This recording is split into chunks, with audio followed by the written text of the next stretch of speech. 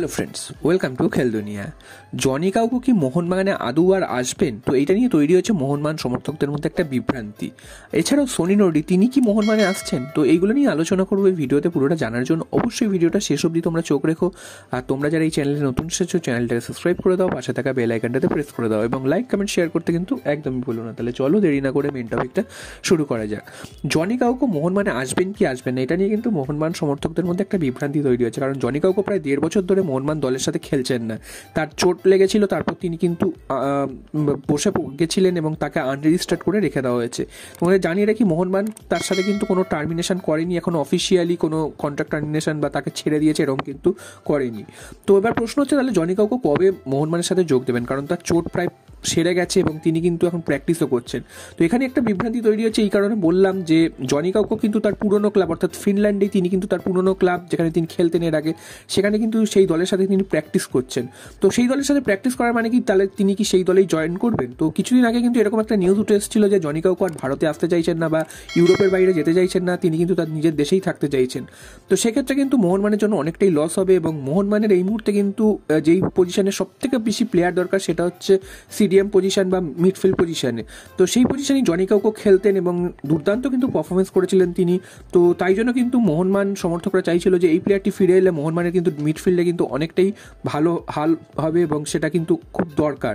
তো এখনও কিন্তু জনি কাউকো ডিসেম্বরে চলে আসার কথা থাকলেও জনি কাউকো এখনও কিন্তু কলকাতায় আসেননি বা মোহনবাগানের সাথে কিন্তু কোনো প্র্যাকটিস করেননি।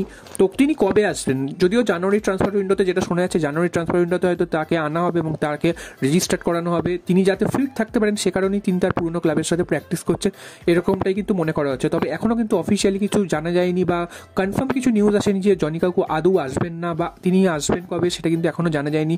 ডিসেম্বরে আসার কথা থাকলেও তিনি কিন্তু আসেননি। তো এখানে কিন্তু একটা ধোঁয়াশা তৈরি হচ্ছে। তো সেটাই তোমাদের জানিয়ে দিলাম যে যখনই জনি কাউকোর পার্মানেন্ট যে খবরটা আসবে তখনই তোমাদের সাথে সাথে জানিয়ে দেবো। এরপর চলে আসি সোনি নর্ডির খবরে। তোমরা জানো যে গতকাল থেকে কিন্তু একটা বিশাল খবর কিন্তু চারিদিকে রিউমার হিসেবে ছড়িয়ে পড়েছে যে সোনি নর্ডি হয়তো মোহনবাগানে আসছেন। কারণ সোনি নর্ডি মোহনবাগান সমর্থকদের কাছে একটা আবেগ। তো এই আবেগটাকে মোহনবাগান চায় যে এই সোনি নর্ডিকে আনলে মোহনবাগান সমর্থকরা কিন্তু দলের সাথে অনেকটাই একাত্ম হবে এবং সোনি নর্ডি মোহনবাগানে আসলে কিন্তু সোনি নর্ডিও মোহনবাগানকে অনেকটা ভালোবাসেন।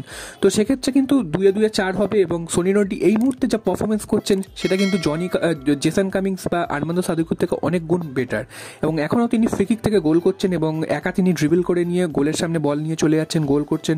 তো সব মিলে কিন্তু সোনি নর্ডি যদি মোহনবাগানে আসে সেটা কিন্তু একটা দারুণ ব্যাপার হবে মোহনবাগান সমর্থকদের কাছে।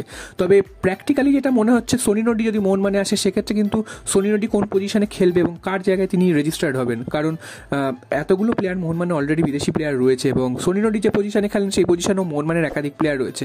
তো সোনি নর্ডিকে যদি আনা হয় সেক্ষেত্রে কিন্তু দলের কন্ডিশন অনুযায়ী কিন্তু খুব একটা লাভবান হবে না মোহনবাগান, কারণ মোহনবাগানের এই মুহূর্তে কিন্তু একটা মিডফিল্ড অর্থাৎ সিডিএম পজিশনে কিন্তু একজন প্লেয়ার, বিদেশি প্লেয়ার দরকার। তো সেই পজিশনের প্লেয়ার সোনি নর্ডি নন। তো সোনি নর্ডি যদি আসেন মোহনবাগান সমর্থকদের আবেগে তো ভালো লাগবে এবং তারা পছন্দ করবেন ঠিকই, তবে আদৌ কিন্তু মোহনবাগান দলের জন্য কিন্তু এটা খুব লাভজনক হবে বলে মনে করা হচ্ছে না।